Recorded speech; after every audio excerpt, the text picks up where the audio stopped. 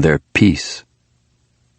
Michael Costa from Los Angeles was the munitions expert on board, and he'd been instructed to make a bootleg fuel-air bomb with some real firepower. Okay, he could do that easily enough. His working model was the BLU-96, often called a daisy cutter, which graphically described the end result.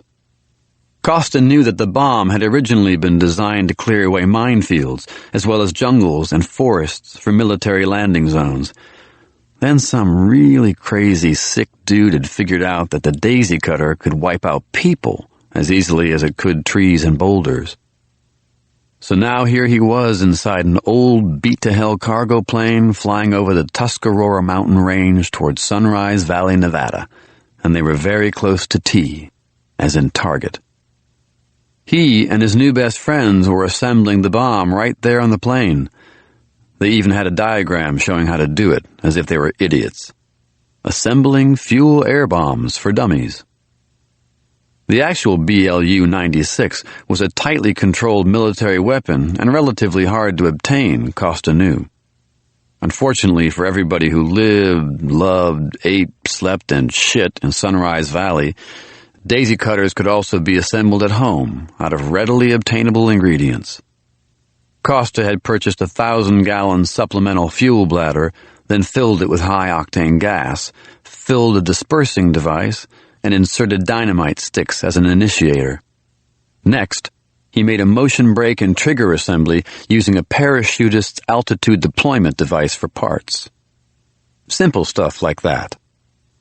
Then, as he told the others on board the cargo plane, you fly over the target, you push the bomb out the payload door, you run like your pants are on fire and there's an ocean up ahead. Trust me, the daisy cutter will leave nothing but scorched earth below. Sunrise Valley will be a burn mark in the desert, a memory. Just you watch.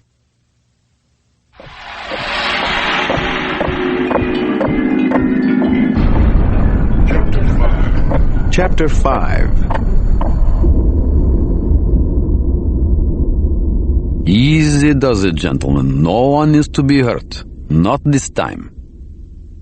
Nearly 800 miles away, the wolf was watching in live time what was happening in the desert. What a flick.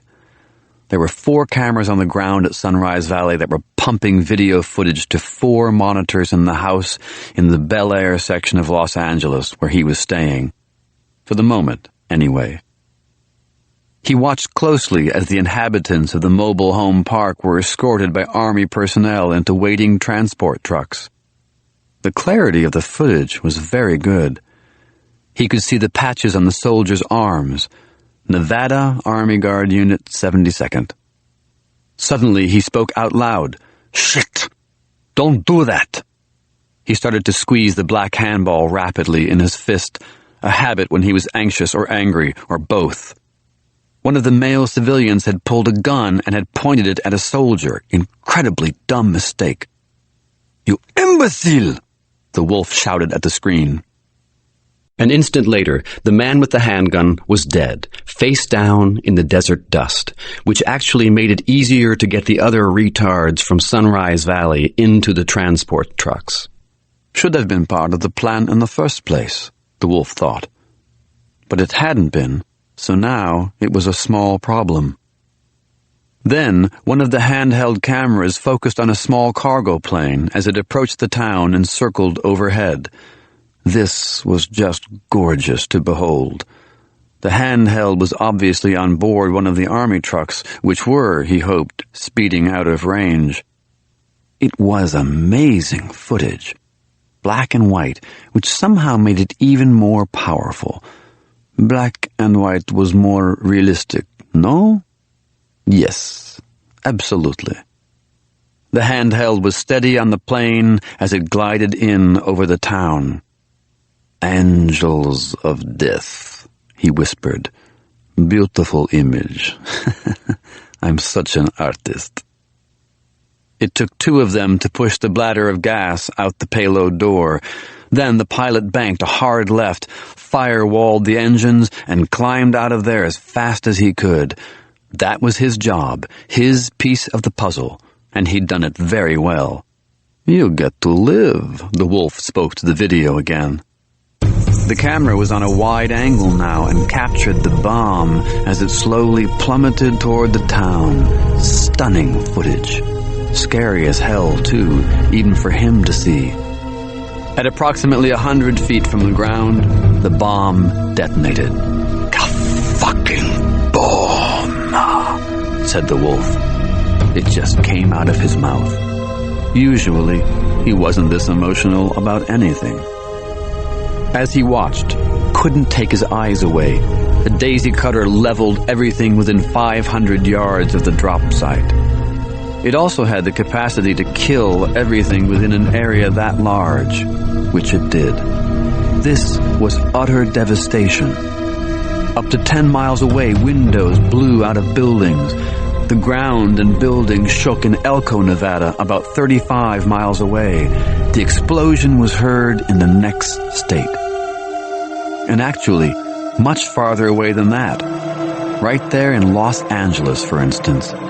Because tiny Sunrise Valley, Nevada, was just a test run. "This is just a warm-up," said the wolf. "Just the beginning of something great. My masterpiece. My payback."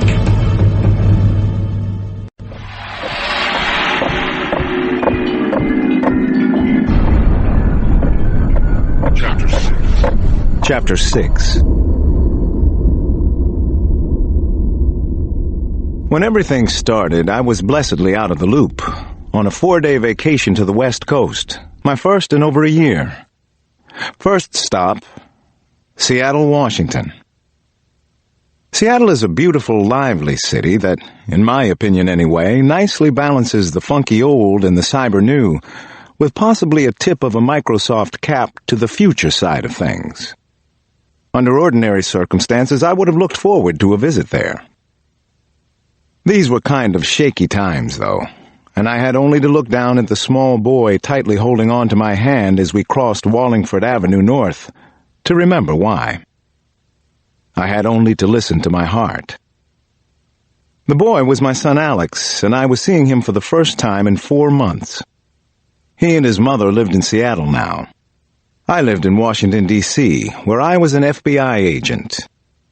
Alex's mom and I were involved in a friendly custody struggle over our son.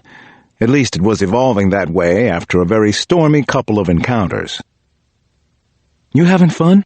I asked little Alex, who still carried around Moo, a spotted black and white cow that had been his favorite toy when he lived with me in Washington.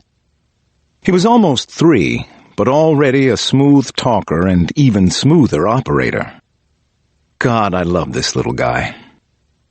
His mother believed he was a gifted child. High intelligence, high creativity, and since Christine was an elementary school teacher and an excellent one, she would probably know. Christine's place was in the Wallingford area of Seattle, and because it's a pleasant walking neighborhood, Alex and I had decided to stay close to home.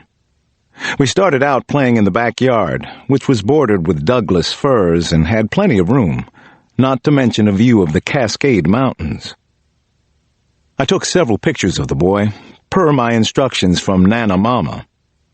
Alex wanted me to see his mother's vegetable garden, and as I expected, it was very well done, full of tomatoes, lettuce, and squash. The grass was neatly mown. Pots of rosemary and mint covered the kitchen windowsills.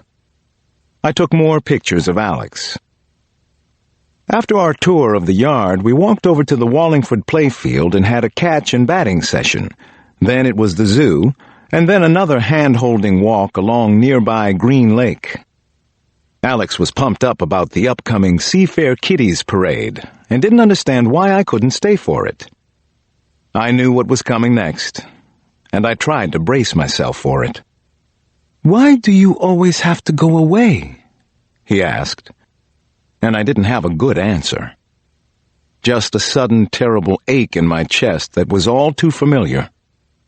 "I want to be with you every minute of every day, buddy," I wanted to say. "I just do, buddy," I said. "But I'll be back soon, I promise. You know I keep my promises." "Is it because you're a policeman?" he asked. "Why you have to go away?" "Yes, partly. That's my job. I have to make money to buy VCRs and Pop-Tarts." "Why don't you get another job?" asked Alex. "I'll think about it," I told him. Not a lie.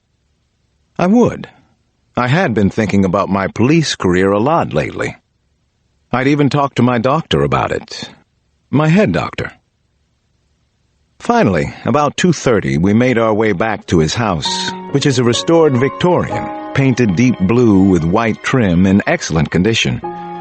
It's cozy and light and, I must admit, a nice place to grow up in. As is Seattle.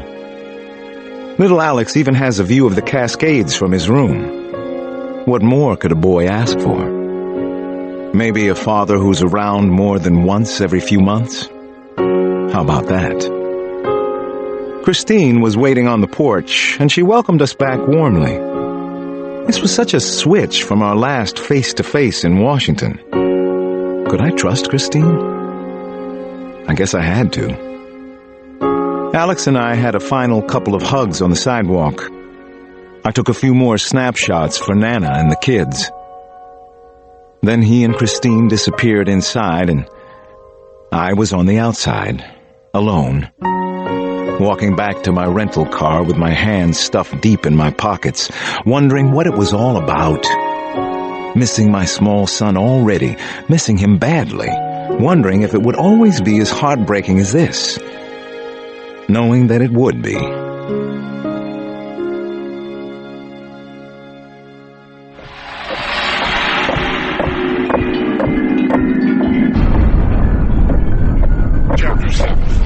Chapter 7.